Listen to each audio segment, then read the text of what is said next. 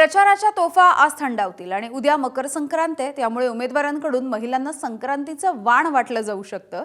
आणि या सगळ्या पार्श्वभूमीवर पिंपरी चिंचवड शहरामध्ये आचारसंहिता विभागाची करडी नजर असणार आहे। वॉर रूम मध्ये उमेदवारांच्या सोशल मीडिया अकाउंटवर आणि प्रत्यक्षात फील्डवरती 34 भरारी तसंच 34 SST पथकं तैनात करण्यात आली। जर वाणाच्या नावाखाली एखाद्या उमेदवारानं प्रलोभन दाखवलं तर त्याला वर्षभराची शिक्षा होऊ शकते। त्यामुळे मकर संक्रांतीच्या दिवशी प्रलोभन दाखवणाऱ्या उमेदवारांवरती कारवाईची संक्रांती येणार हे उघड आहे। मतदानाच्या एक दिवस आधी मकर संक्रांतीचा सण येत आहे आणि या दिवशी महिलांना वाण देण्याच्या निमित्ताने वस्तूंचं पैशाचं वाटप होण्याची शक्यता नाकारता येत नाही।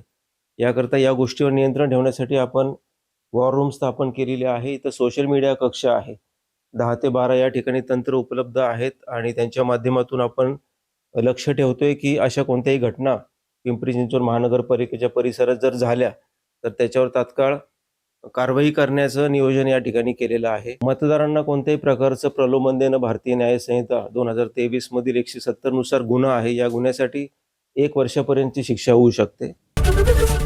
एबीपी माझा, उघडा डोळे बघा नीट।